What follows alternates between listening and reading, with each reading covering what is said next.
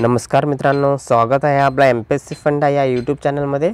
आज आपण बघणार आहोत महाराष्ट्र भूगोल भाग 16। या अगोदर आपण महाराष्ट्र भूगोल विषय संपूर्ण 15 भाग अपलोड केलेले आहे। जर ते व्हिडिओ बघितले नसेल तर बघून घ्या, महत्त्वाचे आहे मित्रांनो। आणि मित्रांनो, व्हिडिओ आवडला तर नक्की लाईक करा, शेअर करा आणि सबस्क्राइब करा। शेजारीच आपली बेल आयकॉन आहे त्यावर क्लिक करा, म्हणजे येणारे सर्वचे सर्व भाग तुम्हाला लगेच मिळतील। चला तर आजचा टॉपिक आहे आपला कृष्णा नदी। कृष्णा नदीविषयी आपण माहिती बघूया। कृष्णा नदीचा उगम आहे महाबळेश्वर सातारा येथे आणि कृष्णा नदीचा उगम समुद्र सपाटीपासून 1200 मीटर उंचीवर झालेला आहे। पॉइंट काय आहे मित्रांनो, उगम कुठे झाला आहे? महाबळेश्वर सातारा येथे आणि समुद्र सपाटीपासून किती उंचीवर? 1220 मीटर उंचीवर कृष्णा नदीचा उगम झाला आहे। आता कृष्णा नदीची एकूण लांबी आहे 1400 किलोमीटर, क्षेत्रफळ आहे 2,59,000 चौरस किलोमीटर। कृष्णाची एकूण लांबी किती इथे? 1400 किलोमीटर आणि क्षेत्रफळ आहे 2,59,000 चौरस किलोमीटर। महाराष्ट्रात कृष्णा नदीची लांबी आहे 282 किलोमीटर, म्हणजे एकूण लांबीचे आहे 22%। मित्रांनो, इथे पॉईंट बघा। आता कृष्णा नदीची एकूण लांबी किती इथे आहे? 1400 किलोमीटर आणि महाराष्ट्राची आहे 282 किलोमीटर, म्हणजे एकूण लांबीच्या महाराष्ट्रामध्ये किती टक्के आहे? 22% लांबी, म्हणजे एकूण नदीच्या 22% लांबी महाराष्ट्रामध्ये आहे। म्हणजे कृष्णा नदीची लांबी किती आहे? 282 किलोमीटर। महाराष्ट्राचे क्षेत्रफळ आहे 28,700 चौरस किलोमीटर, एकूण क्षेत्रफळाचे आहे 11%, म्हणजे 2,59,000 हे 28,700 म्हणजे 11%। ओके, चला तर पुढचा पॉईंट बघू। महाबळेश्वर येथे 5 नद्यांचा उगम पावतात: कृष्णा, वेण्णा, कोयना, सावित्री आणि गायत्री। कोणत्या नद्या मित्रांनो? कृष्णा, वेण्णा, कोयना, सावित्री आणि गायत्री। यापैकी सावित्री आणि गायत्री या 2 नद्यांचा पश्चिम वाहिनी आहे, तर कृष्णा, कोयना आणि वेण्णा या 3 नद्या पूर्व वाहिनी आहे। मित्रांनो, याच्यामध्ये महत्त्वाचा पॉईंट काय आहे? काय तर महाबळेश्वर काय होते? किती नद्यांचा उगम होतो? तो 5 नद्या। या 5 नद्या पाठच करून ठेवा, महत्त्वाच्या आहे। कृष्णा, वेण्णा, कोयना, सावित्री आणि गायत्री। यापैकी सावित्री व गायत्री या कशा आहे? पश्चिम वाहिनी नद्या आहे, म्हणजे पश्चिमेकडे वाहतात। तर कृष्णा, कोयना आणि वेण्णा या 3 पूर्ववाहिनी नद्या आहेत। पुढचा पॉईंट आहे, कृष्णा नदी सातारा व सांगली या 2 जिल्ह्यांमधून वाहत असली तरी या नदीचा खोऱ्याचा विस्तार कोल्हापूर जिल्ह्यापर्यंत झाला आहे। कृष्णा नदी महाराष्ट्र, कर्नाटक, तेलंगणा, आंध्र प्रदेश या 4 राज्यातून वाहत जाऊन मछलीपट्टम येथे बंगालच्या उपसागराला मिळते। मित्रांनो, याच्यामध्ये महत्त्वाचा पॉईंट काय आहे की आता कृष्णा नदी मुख्यत्वे कोणते 2 जिल्ह्यांमधून वाहते? तर सातारा, सांगली मुख्यत्वे या 2 जिल्ह्यांमधून वाहते, परंतु याचा खोऱ्याचा विस्तार कोल्हापूर जिल्ह्यापर्यंत झालेला आहे। आणि कृष्णा नदी आहे ती 4 राज्यातून वाहते, महाराष्ट्र, कर्नाटक, तेलंगणा आणि आंध्र प्रदेश। नंतर ती पुढे जाऊन काय होते की मछलीपट्टम येथे बंगालच्या उपसागराला जाऊन मिळते। आता कृष्णा नदीचा उतार सुरुवातीस दक्षिणेत आहे, नंतर नदीचा प्रवाह पूर्वेस व आग्नेयेस होतो। पुढचा पॉईंट आहे, कृष्णा नदीचा मुख्य प्रवाह आपण बघितले मित्रांनो सातारा व सांगली या जिल्ह्यात होतो।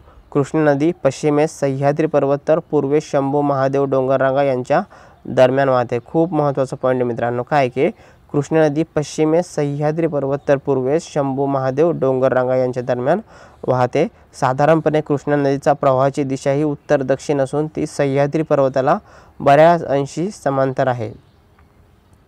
नेक्स्ट पॉईंट आहे, महाराष्ट्रातील कृष्णा नदीच्या खोऱ्यात अप्पर कृष्णा खोरे असे म्हटले जाते। कृष्णा नदीच्या उगमाच्या क्षेत्रात महाबळेश्वरच्या परिसरात पावसाचे प्रमाण 500 ते 625 सेंटीमीटर आहे। मित्रांनो, हा स्टेटमेंटमध्ये प्रश्न विचारला गेलेला आहे। नंतर बघू आपण कृष्णा नदीच्या उपनद्या बघू। इथे या आहे कृष्णा नदीच्या उपनद्या। आता दक्षिण वाहिनी म्हणजेच उजव्या बाजूच्या कोणत्या कोणत्या आहे बघू आपण। वेण्णा नदी, कोयना नदी, वारणा नदी, पंचगंगा नदी, कासारी नदी, कुंभी नदी, दूधगंगा नदी, वेदगंगा नदी, हिरण्यकेशी नदी आणि ताम्रपर्णी नदी। आणि उत्तर वाहिन्या म्हणजे डावे बाजू करून लागणार एकमेव नदी आहे येरळा नदी। हा क्वेश्चन म्हणजे इतर एक्झाममध्ये आणि आयोगाने खूप वेळेस विचारलेला आहे। ओके, कृष्णा नदीची डावे बाजूने मिळणारी एकमेव नदी कोणती? तर ती आहे येरळा नदी।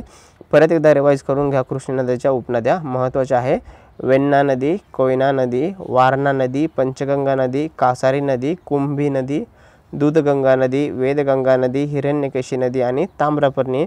आणि उत्तर वाहिनी म्हणजे डावी बाजूची एकमेव नदी आहे ती म्हणजे येरळा नदी।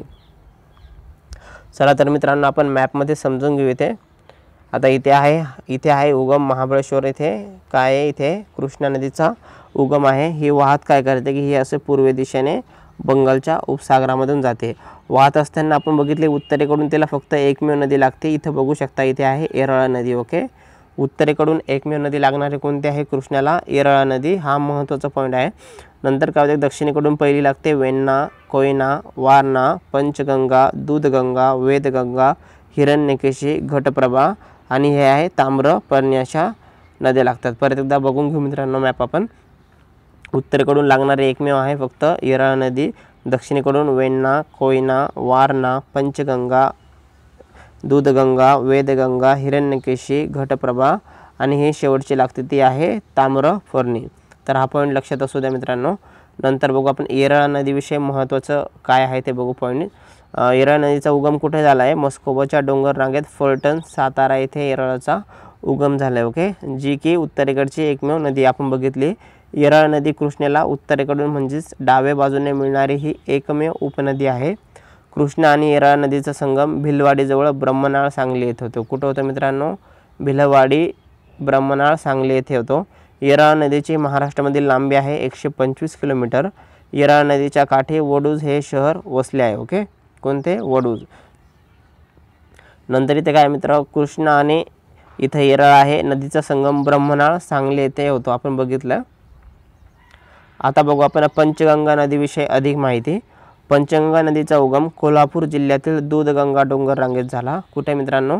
पंचगंगा नदीचा उगम कोल्हापूर जिल्ह्यातील दूधगंगा डोंगर रांगेत भोगावती नदी उगम पावते व पुढे कोल्हापूर येथे कुंभी, कासारी या तिच्या उपनद्या येऊन मिळतात.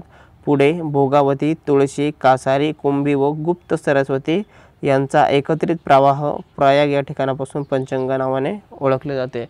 मित्रांनो, हा पॉईंट महत्त्वाचा आहे. आता पंचगंगा नदी तयार कशी होते बघू आपण. डायरेक्टली पंचगंगा नाव नाही आहे, परंतु 5 नद्यांचा जो संगम होतो त्यांच्यापासून ही पंचगंगा तयार होती. तर पंचगंगा सुरुवातीला काय होतं की पंचगंगा नदीचा उगम कोल्हापूर जिल्ह्यातील दूधगंगा डोंगर रांगेत भोगावती नदीत उगम पावते. पुढे कोल्हापूर जिल्हे येथे कुंभी, कासारी व तिच्या उपनद्या येऊन मिळतात.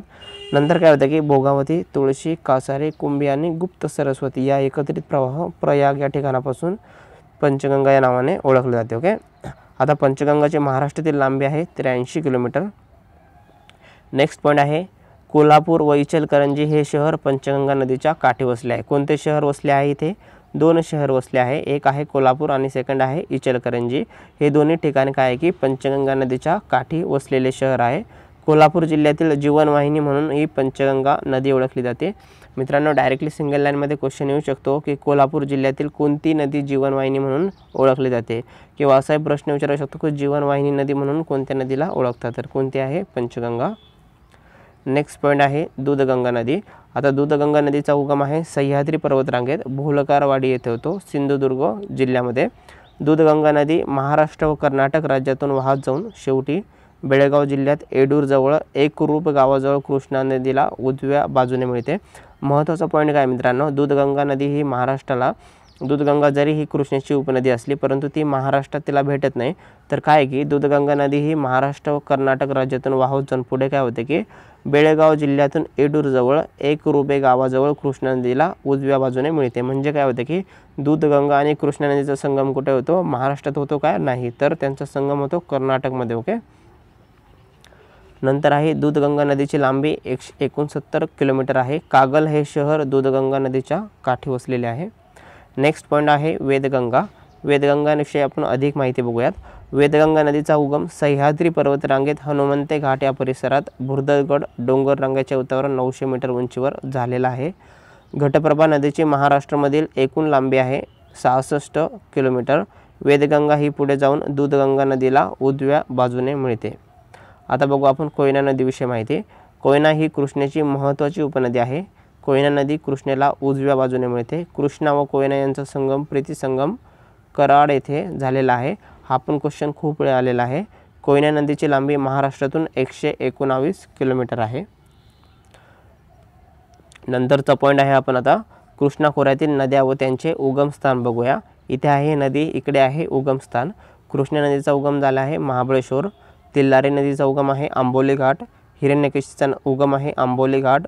पंचगंगा नदीचा उगम झाला आहे प्रयाग येथे. वेण्णा नदीचा उगम झाला आहे महाबळेश्वर. कोयना नदीचा उगम झाला आहे महाबळेश्वर. नंतर आहे वारणा नदीचा उगम झाला इथे प्रचितगड, वेदगंगा नदीचा उगम आहे हनुमंते घाट, ताम्रपर्णी नदीचा उगम आहे चंदगड, घटप्रभा नदीचा उगम आहे पारबोली सिंधुदुर्ग येथे, दूधगंगा नदीचा उगम आहे भोलकरवाडी, येरळा नदीचा उगम आहे मस्कोबा डोंगर। मित्रांनो हे उगमस्थान खूप महत्त्वाचे आहे, त्यासाठी आपण एकदा फास्टमध्ये परत रिवाईज करून घेऊया।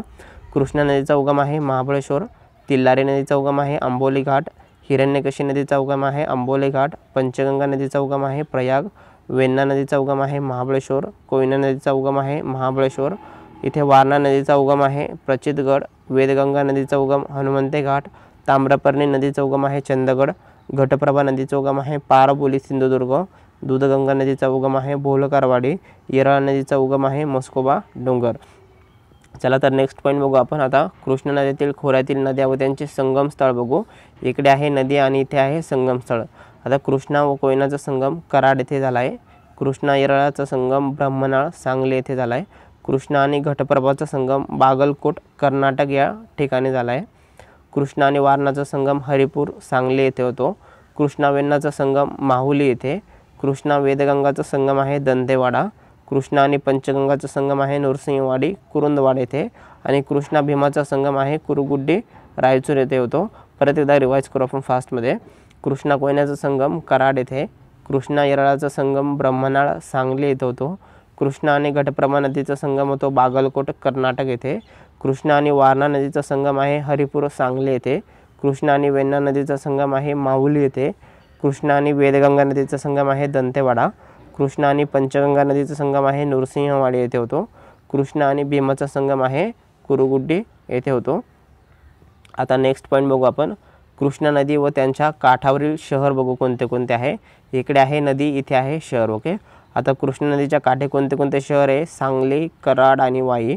दूधगंगाच्या काठे आहे कागल, बाणगंगा नदीच्या काठे आहे फलटण, मानगंगा नदीच्या काठे आहे दहिवटी, नंतर आहे पंचगंगा नदीच्या काठी आपण बघितलं होतं कोल्हापूर, इचलकरंजी आणि पुरंदर, भोगावती नदीच्या काठी आहे राधानगरी, हिरण्यकेशी नदी काठी आहे गडहिंग्लज, येरळा नदी काठी आहे वडूच खटाव, हा पण बघितला होता आपण, वेण्णा नदीच्या काठी आहे मेढे।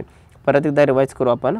कृष्णा नदीच्या काठी आहे सांगली, कराड, वाई, दूधगंगाच्या नदी काठी आहे कागल, बाणगंगा नदी काठी आहे फलटण, मानगंगा नदी काठी आहे दहिवडी, पंचगंगा नदी काठी आहे कोल्हापूर, इचलकरंजी आणि पुरंदर हे 3 शहर आहे।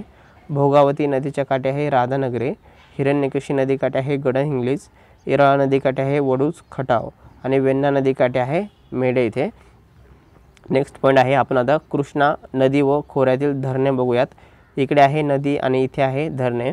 आता कृष्णा नदीवर आहे धोम धरण वाई येथे, येरळा नदीवर आहे एरवंडी धरण सातारा येथे, वारणा नदीवर आहे चांदोली धरण कोल्हापूर येथे, कोयना नदीवर आहे कोयना धरण सातारा येथे, भोगावती नदीवर आहे राधानगरी धरण कोल्हापूर येथे, दूधगंगा नदीवर आहे कळमवाडी धरण कोल्हापूर येथे, वेण्णा नदीवर आहे कनेर धरण सातारा येथे, तिल्लारी नदीवर आहे तिल्लारी धरण कोल्हापूर येथे, तुळशी नदीवर आहे तुळशी धरण कोल्हापूर येथे। चला तर परत एकदा रिवाइज करू आपण। कृष्णा नदीवर कोणतं धरण आहे? धोम धरण वाई येथे, येरळा नदीवर आहे एरवंडी सातारा येथे, वारणा नदीवर आहे चांदोली धरण कोल्हापूर, कोयना नदीवर कोयना धरण सातारा, भोगावती नदीवर राधानगरी धरण कोल्हापूर, दूधगंगा नदीवर आहे कळमवाडी धरण कोल्हापूर येथे, वेण्णा नदीवर आहे कनेर धरण सातारा येथे, तिल्लारी नदीवर आहे तिल्लारी धरण कोल्हापूर येथे, तुळशी नदीवर आहे तुळशी धरण कोल्हापूर येथे। चला तर मित्रांनो, व्हिडिओ आवडला तर नक्की लाईक करा, शेअर करा आणि सबस्क्राईब करा। शेजारीच आपली बेल आयकॉन आहे त्यावर क्लिक करा, म्हणजे येणारे सर्वचे सर्व व्हिडिओ तुम्हाला अपडेट मिळेल। धन्यवाद।